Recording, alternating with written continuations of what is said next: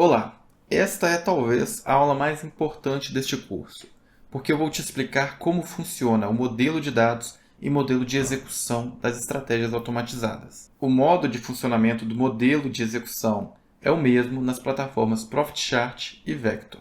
É fundamental que você compreenda o modelo de execução em profundidade, porque isto vai criar um modelo mental adequado para que você transcreva as suas ideias para código-fonte.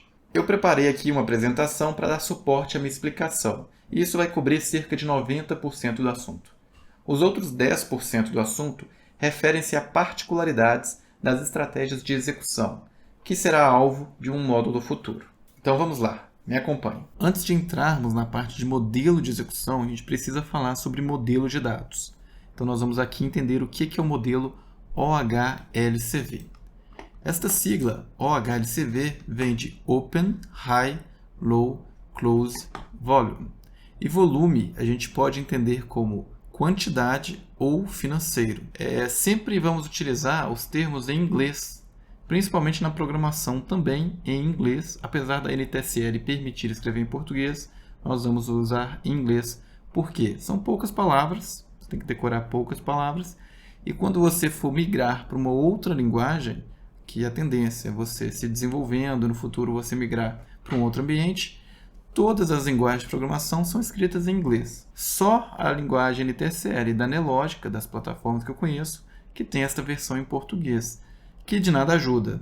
Você cria ali uma bengala, você começa a programar em português, quando você for migrar para inglês vai achar mais difícil. Então, vamos cortar isso já pela raiz, a gente vai programar em inglês. É a minha sugestão, minha recomendação. Então, OHLCV, Open, High, Low, Close, Volume. A gente tem aqui um candle. O que significa Open? É a abertura. High é a máxima do candle. Low, a mínima. Close, fechamento do candle. E o volume, quantidade ou financeiro. Eu estou falando em candle, né? Mas este modelo OHLCV se aplica a qualquer série de dados. Então, a gente tem séries de dados baseadas em trade, baseados em temporal, né, em segundos, minutos, dias, semana, em ponto de inversão, ticket de inversão, Renko, range, ponto figura, KG. Tudo isso aqui são séries de dados. E é preciso diferenciar o que é uma série de dados e o que é uma representação gráfica.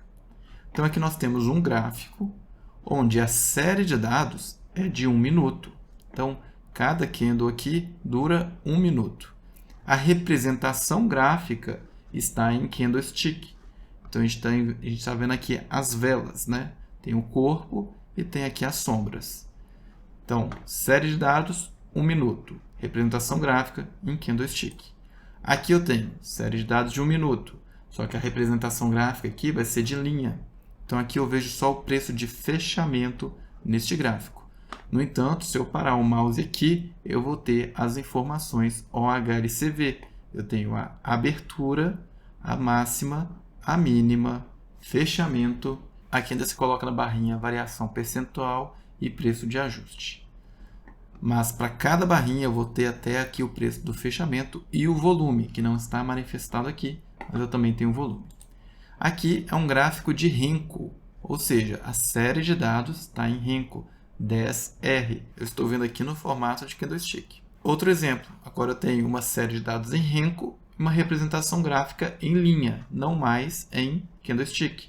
Então eu só vejo o preço de fechamento do Renko. Uma vez entendido então o modelo de dados, em que cada ponto sempre terá um dado OHLCV associado, Open, High, Low, Close e volume, tanto financeiro quanto em quantidade, vamos agora entender o modelo de execução. E qual que é a importância do modelo de execução?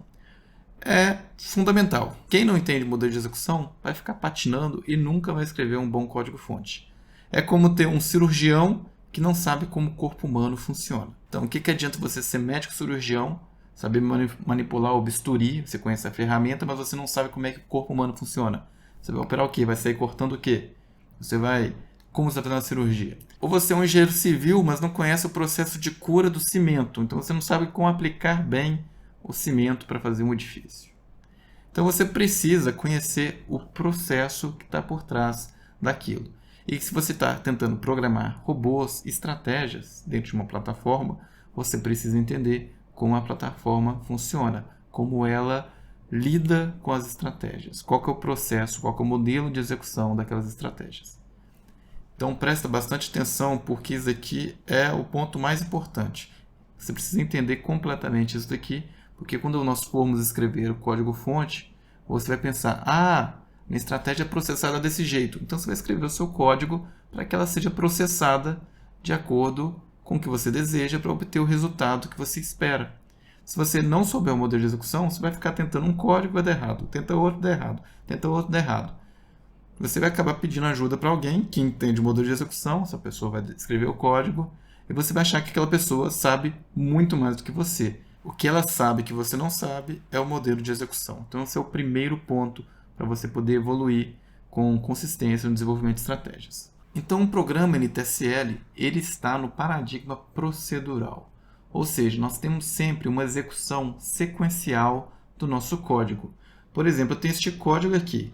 Tem um begin, tem um end. Não importa o que está aqui, a gente não está entrando em detalhes de código-fonte, mas eu tenho a primeira linha com alguma coisa, segunda, terceira, quarta e assim em diante. O que vai acontecer? O modelo de execução é procedural, ou seja, nós estamos baseados aqui em procedimentos. Begin e end é um procedimento e é o corpo principal do nosso programa NTSL, da nossa estratégia. Então, isso você entende como um procedimento. E a execução vai ser sequencial. Vai começar na primeira linha até a última. Então, nós vamos fazer isto e pronto. Fez uma execução do código. E essa execução eu vou chamar de processamento do código para a gente poder criar um jargão que facilite a nossa comunicação. Então, processou o meu código uma vez.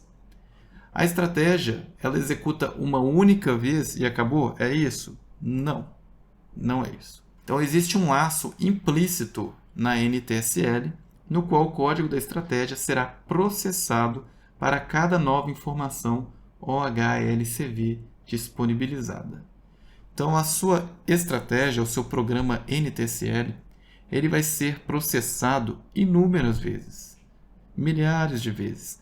Depende dos seus dados, da sua série de dados. Então, a série de dados do gráfico será percorrida do dado mais antigo até o mais atual. Vamos explicar isso aqui melhor. Então, aqui eu tenho um gráfico. Nós vamos entender, então, a diferença de uma execução com dados históricos e com dados de tempo real. Então, aqui eu tenho um dado do ativo SQIA3, um gráfico com uma série de dados de Renko 3R. E aqui está tudo tão junto que você não consegue nem identificar aqui qual que é a representação gráfica. Mas eu vou te falar que isso daqui é uma representação gráfica de candlestick. Então, nós temos aqui os boxes com as velas, né? Então, os dados começam aqui por volta de 25/3/2022. Eu tentei capturar aqui a data da primeira barrinha, mas não consegui. Isso também pouco importa. O que eu estou querendo mostrar aqui é que se você passar o mouse em cima de uma barra, você vai ter os dados Open, High, Low, Close, volume financeiro, em termos financeiros, em moeda, R$ 24.530. Houve apenas 3 negócios e o volume em termos de quantidade foi 1.300 ações. Ou seja, 13 lotes de 100 ações. Como que a estratégia é processada, como que ela é executada nesta série de dados. Então, como que a estratégia é executada neste gráfico? Nos dados aqui históricos. Vai pegar uma barra, vai parar aqui, eu vou ter os dados OHLCV que já ocorreram, então eu vou ter os dados no fechamento desta barra, vou ter todos estes dados. Eu tenho o meu código de estratégia, vai percorrer todas as linhas e aí pronto, acabou. Agora eu tenho a próxima barra. A próxima barra já está fechada, eu tenho todos os dados, o HLCV dela também. E aí minha estratégia vai percorrer linha a linha e vai finalizar. Próxima barra, tenho outros dados OHLCV, vai processar do início ao fim. E este é o modelo de execução quando se tem dados históricos. Você não tem informação dentro desta barra, diferente de uma situação de tempo real. Então é assim que é processada a estratégia com dados históricos. Em dados históricos, possui informação apenas de barra fechada no profit. Nós não temos informações na formação desta barra. Logo, a estratégia é processada uma única vez por barra histórica. somente no fechamento da barra. Então a gente já tem as informações OHLCV. Quanto menor o tempo gráfico, menor vai ser a janela temporal coberta pelos dados históricos. Isso é uma limitação do Profit, né? Então o gráfico no Profit tem uma limitação de quantidade de barras. Então se você colocar um gráfico de 3R, você vai enxergar para o passado uma janela temporal menor. Se você colocar 10R, você vai enxergar uma janela temporal maior. No entanto, a amplitude da barra, do candlestick, ela vai ser maior. Então você vai ter uma precisão menor ali por barra. E qual que é a diferença se você tiver dados em tempo real? Então, em tempo real, nós estamos aqui na última barra aqui do nosso gráfico. Quando você coloca a estratégia para rodar, ela vai rodar diversas vezes com dados históricos, vai chegar na última barra, ok, estou agora atualizado, vou começar a rodar com dados de tempo real. E aí, com dados de tempo real, nós temos informação tique a tique. E, portanto, nós temos a atualização dos dados OHLCV na formação da barra. Então, a gente está lá com a estratégia rodando, né? A gente tem uma negociação no mercado e eu vou ter os dados OHLCV. Vamos supor que essa negociação foi uma agressão de compra e elevou o valor máximo daquela barra, que estava, vamos supor aqui em 15,25, foi para 15,26. Então, agora eu tenho os dados atualizados de o H vai ser 15,26, o L vai ser a mesma coisa que era anteriormente, porque não alterou. E o que vai ser o C? Se o dado mais atual está na máxima, então o C também vai ser 15,26. Vai ter a atualização do volume e pronto, agora vamos esperar um novo tick. Aí vem um novo tick, vamos supor que o preço foi menor do que a mínima da formação da barra até o momento. Então o Open vai ser o mesmo, porque uma vez que começou, o Open não muda mais. O que vai ter de alteração? O H, o High, o L, o Low e o C, o Close. Então a gente vai atualizar só esses três valores, mais o volume que vai ser alterado logicamente durante a formação da barra. Então acho que já deu para entender, né? Todo tick que acontece pode haver uma atualização do High, do Low e sempre do Close, porque o Close vai ser sempre a última cotação daquele ativo.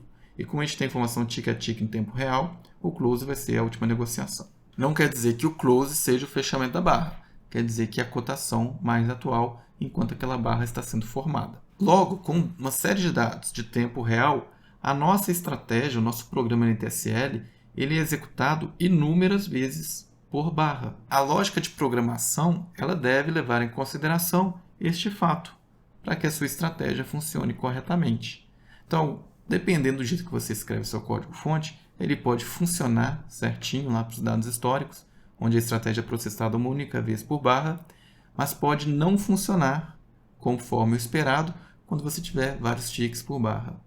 Então a programação ela é diferente. Você precisa prever isso na programação. Então seguindo aqui para um outro detalhe que também é importante. Nós temos a nossa estratégia rodando aqui em tempo real.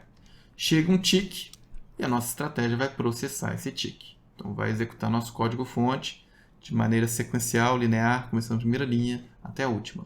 Chegou outro tick. Será que os ticks que vão chegando, eles vão sendo enfileirados? E aí, quando você termina de executar o tick, você pega o próximo, começa a processar o tick, depois você pega o próximo, processa o tick? Não, não funciona desse jeito.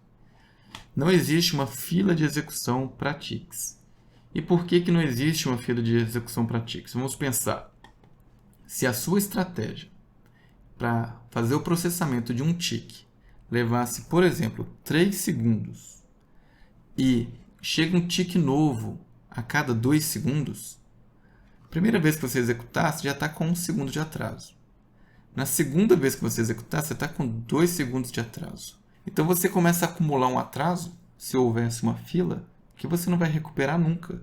Se a sua estratégia for ineficiente e demorar para ser executada, você começa a entrar uma fila infinita. Chega uma hora que vai estourar essa fila. Então, a plataforma ela não vai fazer uma fila de ticks, porque não tem sentido isso. O que ela vai fazer? Uma vez que está processando um tick, todos os ticks que chegarem do mercado para a sua plataforma, eles vão ser ignorados. Eles não vão ser processados pela sua estratégia. A sua estratégia só vai pegar um novo tick quando ela finalizar o processamento e acabar. Aí, próximo tick que chegar, ela vai pegar e executar. Próximo tick chegar, ela vai processar. Enquanto ela está processando, se chegar a 3, 4, 5, 10 ticks, e ela ainda estiver processando aquele tick, vão ser ignorados aqueles ticks. E isso naturalmente tem um impacto no resultado da sua estratégia. Vamos supor, por exemplo, que você coloque lá um cruzamento de média e isso vai disparar uma ordem de compra. Cruzou a média, dispara uma ordem de compra e vamos supor que essa estratégia atue no tick. Então, uma vez que cruzou no tick, a média vai comprar.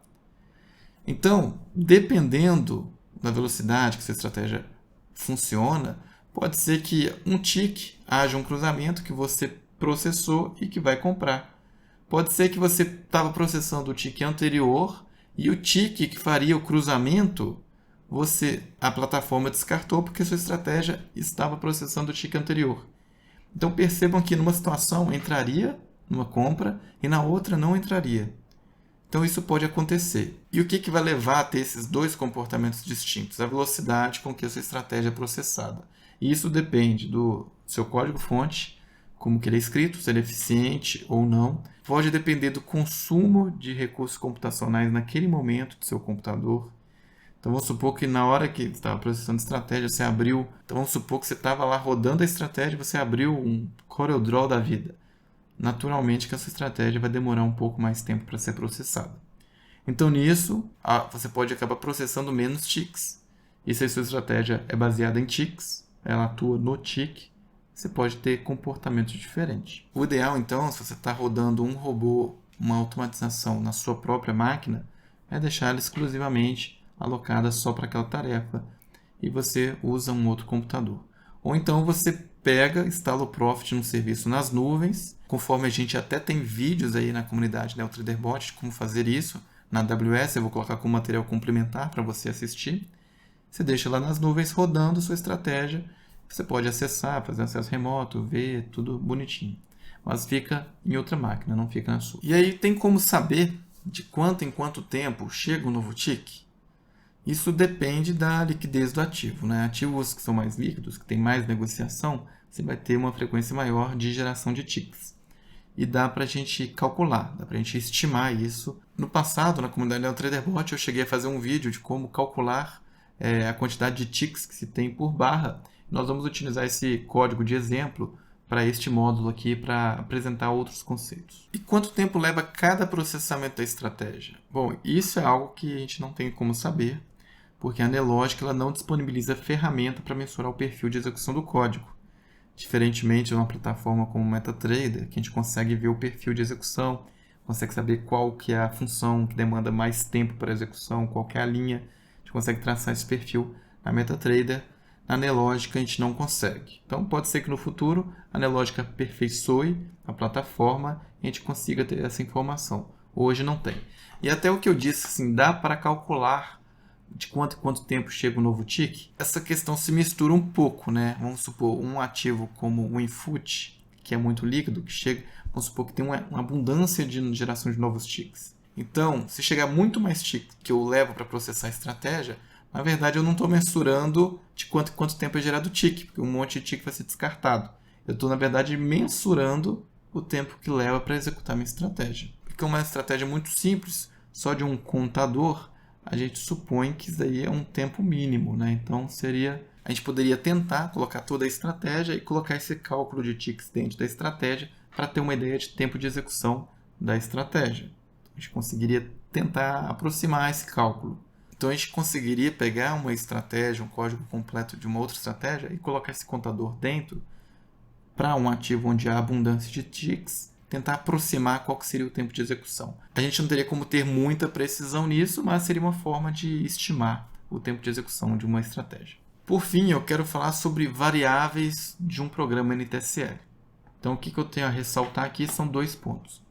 Todas as variáveis de uma estratégia, a princípio, são globais. No entanto, caso uma variável seja indexada em algum momento no código, ela passará a ser uma série de dados. O que isso significa? Suponha que a gente esteja simulando uma estratégia no editor de estratégias e que há 3.000 barras históricas. Se uma variável for global, significa que existe apenas uma única instância daquela variável. Então, ou seja, há apenas um valor dessa variável que pode se alterar ao longo dos processamentos nas barras, mas é só uma variável. Se em algum momento no meu programa eu fizer uma referência àquela variável em períodos passados, por exemplo, eu me refiro em algum lugar como variável 2, que seria o valor 2 barras para trás. Se em algum momento eu fizer isto, esta variável ela passará a ser uma série de dados. Ou seja, eu não vou ter mais um único valor para esta variável. Eu vou ter, na verdade, 3.000 valores para esta variável. Em outras palavras, nós vamos ter um valor para cada barra do gráfico para aquela variável. E isso acaba consumindo memória na execução de uma estratégia. E o valor final da variável para cada barra do gráfico será o último valor atribuído àquela variável na formação daquela barra. Então, a gente tem um código que às vezes tem um if, else, pode ser que entre uma condição de if no meio daquela barra, estabeleça o valor para a variável, e depois tem mais 30 ticks na formação daquela barra, que não vai afetar o valor. Então, na verdade, não é o último tick que define o valor daquela variável, é a última atribuição dentro da formação da barra. E aqui, para dar um exemplo, às vezes é mais fácil desenhar, né, para ficar mais claro, a gente tem aqui a barra atual, eu tenho o preço de close, ou seja, o preço atualmente negociado, e quando eu me referir a close 1, significa que eu estou olhando para o fechamento da barra anterior. Close 2, 2 barras atrás, 3, 3 barras atrás.